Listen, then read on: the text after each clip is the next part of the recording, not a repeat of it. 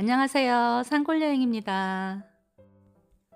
오늘은 흙을 살리는 법 3편을 마지막으로 이야기해 보려고 합니다. 제가 직접 농장을 운영하면서 실천을 해오고 있고 수익도 내면서 효과를 보고 있는 방법들입니다. 아주 작은 텃밭이라도 농사를 짓기 위해서는 흙 만들기에 정성을 들이고 씨앗을 파종을 해야 합니다. 새해가 밝았습니다. 오늘은 새해 인사부터 드리고 시작하도록 하겠습니다. 올해 힘들더라도 나의 이웃, 동료들이 힘차게 도전할 수 있고 미소 지을 수 있도록 긍정적인 덕담 한마디 건넬 수 있는 여유 있는 사람이 되었으면 합니다. 새해 소망하시는 모든 일들 다 이루어지시기를 바라고요. 새해 복 많이 받으세요. 그리고 저에게 기쁜 소식 한 가지가 더 있습니다. 새해를 맞이하면서 제가 구독자가 10만 명이 되었습니다. 아유, 너무너무 감사드립니다.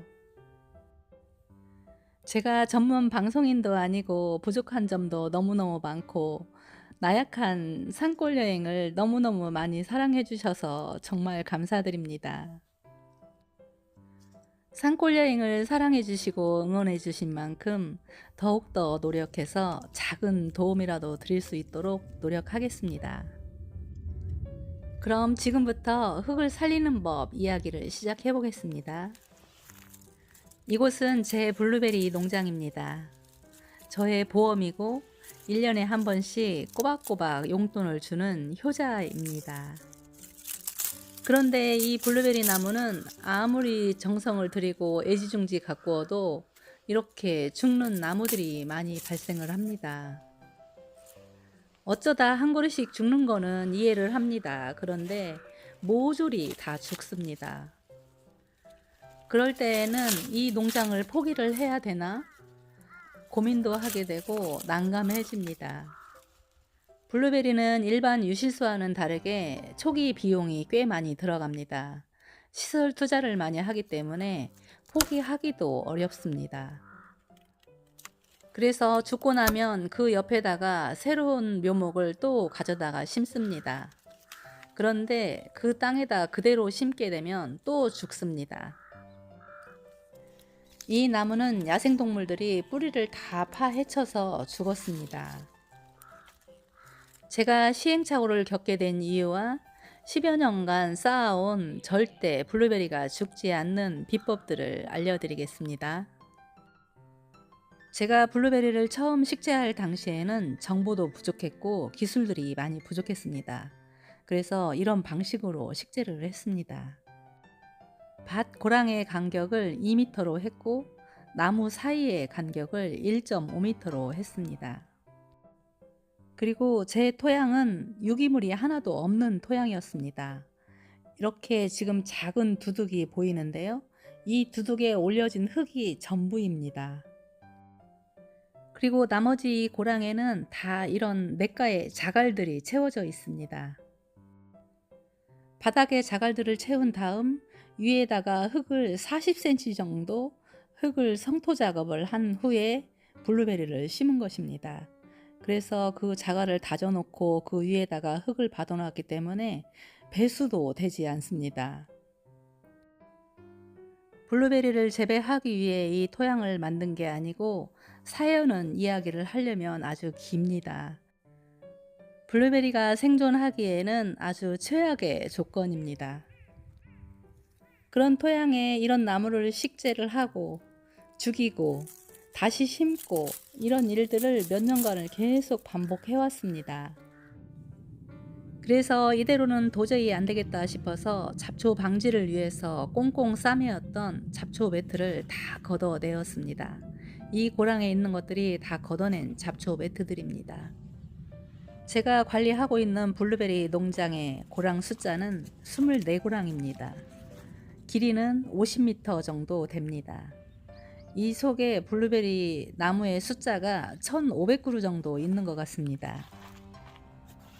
이 농장을 조성을 하면서 기계를 이용해서 만든 고랑은 10고랑 정도 됩니다.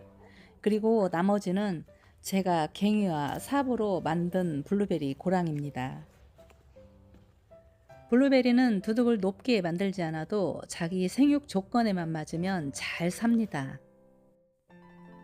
나무들이 하나같이 다 건강하게 잘 자라고 있지요. 하나도 죽지 않고 잘 자라고 있습니다. 제가 이 농장을 조성할 당시에 고랑을 아주 작게 만들었다고 했는데요. 이 고랑을 관찰하시면서 의문점 있지 않나요? 작은 고랑들이 지금은 왕릉처럼 커져 있습니다. 두둑의 높이도 아주 낮아 있습니다.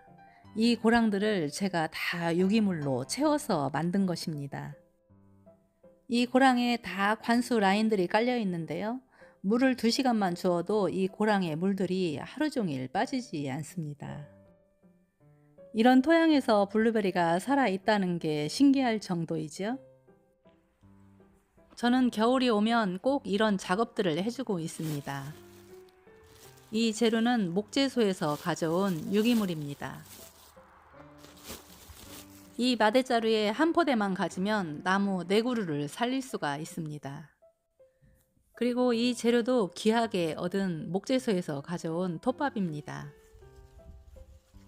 이곳은 가을에 수확한 옥수수 밭입니다. 이런 옥수수 대들도 유기물로 아주 좋습니다. 저는 유기물이 부족해서 옥수수를 먹기 위해서보다 블루베리 농장에 이 유기물을 제공하기 위해서 옥수수를 많이 심은 적도 있습니다. 요즘에는 블루베리 농장에서 잣 껍질이나 소나무 파쇄목들을 멀칭용으로 많이 사용합니다. 그런데 예전에는 그런 거를 알지도 못했고 사용하는 방법도 몰랐습니다. 그래서 농장에서 나오는 이런 부산물들을 많이 이용했습니다. 그럴 때 다른 분들은 이런 것들을 이용하는지를 잘 몰랐습니다. 그런데 제가 이런 거를 시도했고 그랬더니 주변 농가들이 저를 따라서 이런 것들을 유기물로 사용하기 시작했습니다. 그리고 또 아주 좋은 유기물로는 가을에 탈곡하고 나온 콩대들도 유기물로 사용합니다. 그리고 깨를 털고 난 깨떼도 유기물로 사용합니다. 이웃 농가에서 가을에 추수하고 나오는 이런 유기물들을 제가 다 모아다가 제 블루베리 농장에 넣어 주었습니다. 그렇게 하고도 유기물이 아주 많이 부족하기 때문에 냇가에서 자라고 있는 억새 풀들도 잘라서 유기물로 넣어 주었습니다. 식물들이 자라지 못하는 죽어있는 토양의 흙을 어떻게 살릴 수가 있을까요? 내가 식물을 심은 곳에 조건이 좋지 않더라도 그 토양이 드러나지 않고 흙을 유기물로 잘 덮어주면 미생물들이 잘 생활할 수 있게 되면서 땅속에는 그 미생물을 먹이로 하는 선충과 선충을 먹고 살아가는 지렁이와 두더지가 함께 살아가면서 공생을 하게 됩니다. 이처럼 땅속의 세계가 미생물과 작은 생명체들이 살아가는 생명의 세계가 되면 땅은 그야말로 살아있는 땅이 됩니다. 흙이 그렇게 만들어지면 많은 에너지를 소비하지 않아도 어떤 식물을 심어도 잘 자라게 되어 있습니다. 이 유기물은 가을에 수확하고 나온 생강줄기입니다. 이건 또 뭘까요? 가을에 설이 맞고 수확을 마친 고추대입니다. 유기물을 공급해주는 방식은 아주 간단합니다. 유기물을 가져다가 이 나무 밑에 놓아주기만 하면 됩니다. 유기물의 양이 많다면 두툼하고 넓은 면적까지 다 놓아주면 좋습니다. 그런데 유기물이 워낙 부족하기 때문에 나무 밑에만 놓아줍니다. 흙이 보이지 않게 덮어주면 잡초 방지도 됩니다. 그리고 가뭄도 타지 않습니다. 아무리 가물어도 물을 주지 않아도 얘네들이 잘 버텨줍니다. 나무들이 정말 건강하게 생겼죠? 꽃눈들도 아주 잘 맺고 있습니다. 유기물을 넣어주면 공기와 물이 잘 스며들 수 있고 그 사이로 뿌리들이 자유롭게 멀리 뻗어갈 수가 있습니다. 유기물을 공급해주는 시기는 계절에 관계없이 생길 때마다 가져다가 놓아줍니다. 옥수수 껍질도 수북이 가져다 쌓아주고 강낭콩 껍질도 이렇게 나무 밑에 가져다 놓습니다. 저는 농사하면서 나오는 모든 부산물들을 다 블루베리 밭에 가져다 놓습니다. 이 줄기는 가지대입니다. 가지를 수확하고 나온 이 줄기를 블루베리 밭에 가져다 놓아줍니다. 약간 거칠기는 해도 괜찮습니다. 금방 부식됩니다. 이런 방식들은 블루베리에만 해당되는 게 아닙니다. 모든 식물들에게 이렇게 해주면 좋습니다. 내가 한 줌 가져다 놓아주는 이 유기물이 이 나무들에게는 생명수와 같습니다. 농장에서 나오는 부산물 말고도 또 유기물들을 만들 수가 있습니다. 귤 껍질을 이렇게 베란다에서 먹고 나오면 말려 두었다가 유기물로 사용하시면 됩니다. 유기물로 사용할 때에는 말려서 사용하는 것이 더 좋습니다. 이런 귤 껍질들을 그냥 가져다 놓게 되면 금방 썩어서 없어지게 됩니다. 그런데 말려서 유기물로 사용하게 되면 멀칭 효과를 1년 내내 볼 수가 있습니다. 화분 재배나 작은 텃밭을 가꾸시는 분들은 이런 과일 껍질들을 말려서 사용하면 아주 좋습니다. 말린 껍질을 가져다가 나무 밑에 이렇게 부어주기만 하면 됩니다. 저는 가을 채소 부산물들도 이렇게 말려서 멀칭용으로 사용합니다. 흙 사랑, 식물 사랑 정말 대단하죠? 흙을 살리기 위해서는 이런 방법들을 귀찮아하면 안 됩니다. 꾸준히 노력을 해주면 흙이 보답을 해줍니다. 여기 한번 보세요. 여기는 두둑도 만들어주지 않고 그냥 맨 땅에다가 블루베리를 심었습니다. 그런데 이렇게 성목으로 잘 자라주었습니다. 블루베리를 처음 식재하시는 분들은 굉장히 블루베리를 어렵게 생각합니다. 그런데 블루베리 재배는 어렵지 않습니다. 저는 농기계도 하나도 없고 호미와 갱이 삽으로 농사를 짓고 있습니다. 그런데도 이렇게 식물들을 잘 재배하고 있습니다. 배수도 되지 않는 찰진 진흙 땅에서도 블루베리 재배를 이렇게 하고 있습니다. 그래서 여러분들께서도 도전을 해보셨으면 좋겠습니다. 농장이 아니더라도 집에서 취미로 한두 그루씩 재배하시면 아주 키우는 보람이 있으실 겁니다. 오늘 제가 알려드린 이런 방식만 가지고도 블루베리 재배를 충분히 할 수가 있습니다. 지금 이곳에 보이는 초록색들은 잡초가 아닙니다. 겨울인데도 잘 자라주고 있습니다. 들목새라는 초생 재배용 풀입니다. 블루베리 밭에 들목새 재배를 시도한 사람은 아마 제가 최초일 것입니다. 제가 새로운 방식들을 주저하지 않고 제가 옳다고 생각하면 저는 이렇게 합니다. 들목새를 재배한 지가 3년쯤 되어 가는 것 같은데요. 저는 아주 장점이 많아서 이걸 계속 활용할 겁니다. 물론 단점도 있습니다. 단점은 블루베리 나무를 이 들목새가 타고 올라갑니다. 나무가 외줄기가 아니고 여러 대이기 때문에 그 사이에 기대고 서 있습니다. 그러면 그것을 다 빼어서 눕혀줘야 됩니다.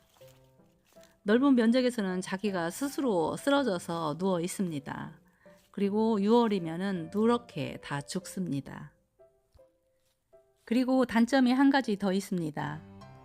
잡초 씨앗들이 날아와서 이곳에 자리를 잡지 못하도록 어릴 때 빨리빨리 뽑아줘야 됩니다.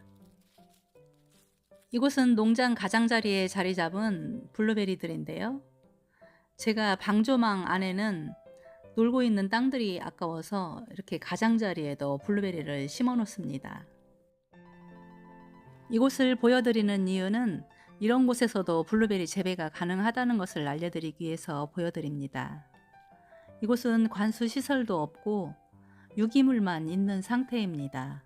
두둑도 만들지 않고 유기물만 넣어주고 묘목을 심었는데 아주 잘 자라고 있습니다. 처음에 식재할 때 땅을 약간 파주고 거기에 피트모스와 유기물을 섞은 피트모스를 2삽 정도 넣어주고 블루베리를 심고 멀칭용으로 유기물을 덮어주었습니다. 그런데 이렇게 잘 자라주고 있습니다. 제가 날씨가 풀리면 농장에 블루베리 식재하는 방법을 한번 알려드리도록 하겠습니다. 이 재료는 소나무 파쇄목인데요. 제가 65루베를 3차를 이곳에 넣어 주었습니다. 나무가 마구 죽어갈 때 소나무 파쇄목을 많이 넣어 주었습니다. 취미로 조금씩 재배하시는 분들은 집에서 나오는 부산물만 가지고도 멀칭 자재로 충분히 사용이 가능합니다. 그런데 농장을 하시는 분들은 집에서 나오는 부산물만 가지고는 너무 많이 부족합니다. 그래서 전문 자재들을 많이 사용을 해야 됩니다. 겨울인데도 유기물을 살짝 걷어내었더니 뿌리들이 그 밑에 꽉 차 있습니다. 수분도 잘 유지가 되고 있습니다. 이곳은 가뭄이 와도 1년 내내 물을 한 번도 주지 않는 곳입니다. 그런데도 건강하게 잘 자라고 있습니다.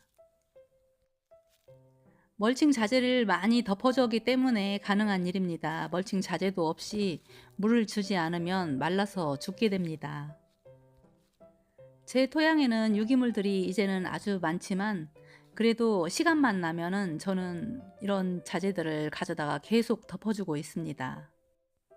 그러면 블루베리는 산도가 맞지 않으면 죽는다고 들었는데 블루베리 산도는 어떻게 조절해 주시나요? 이런 질문이 생기지요? 저는 2년에 한 번씩 봄에 3월쯤에 가루 유황을 뿌려줍니다. 그렇게만 해주어도 블루베리들은 잘 자랍니다. 산도도 맞아야 하지만 유기물이 더 큰 문제입니다. 산도가 아무리 잘 맞아도 유기물이 없으면 블루베리는 살 수가 없습니다. 유기물이 없는 곳에서는 다른 채소들도 자라지 않습니다. 화초도 그렇고요. 채소들도 유기물이 없는 곳에서는 자라지 못합니다. 모든 식물을 재배하기 위해서는 유기물은 필수입니다. 유기물을 넣어주면 자연스럽게 토양은 비옥하게 됩니다. 건강한 흙에서 토양의 양분과 힘으로 천천히 자란 식물은 맛이 아주 특별합니다. 이런 토양에서 재배를 해서 맛을 보시면 아시겠지만 찰진 식감, 깊은 향, 풍부한 맛, 역시 다르구나 하실 겁니다. 열매를 꼭 수확하지 않더라도 이렇게 건강하게 잘 자라는 모습들을 보면서 정말 행복해집니다. 나무들이 쭉쭉 뻗고 죽지 않고 이렇게 예쁜 모습으로 자랄 때 정말 기쁨을 느낍니다. 제가 오랜 세월 이 토양을 살리기 위해서 정말 많은 노력을 했습니다. 이런 나무 토막들도 가져다 놓아 주었고요. 정말 아주 많은 노력을 들였는데 지금은 그걸 다 보상을 받고 있습니다. 블루베리의 두둑 좀 한번 보세요. 정말 왕릉같이 생겼죠? 처음에 블루베리 밭을 조성할 때 만든 두둑보다 지금은 두둑이 3배쯤은 더 커진 것 같습니다. 자연으로부터 배우고 자연을 닮아가는 농법. 흙을 살리는 일은 생명을 살리는 일입니다. 오늘은 흙을 살리는 법 3편 마지막으로 이야기를 해보았습니다. 어렵지 않은 일들입니다. 실천만 하면 됩니다. 우리 가까이에 있는 부산물들로 이렇게 건강한 흙을 만들 수가 있습니다. 새해를 맞이하면서 약간 긴 영상을 만들어 보았습니다. 이 영상이 여러분들에게 작은 도움이라도 되셨으면 좋겠습니다. 새해에도 산골 여행과 유익하고 편안한 시간이 되었으면 합니다. 오늘도 감사합니다.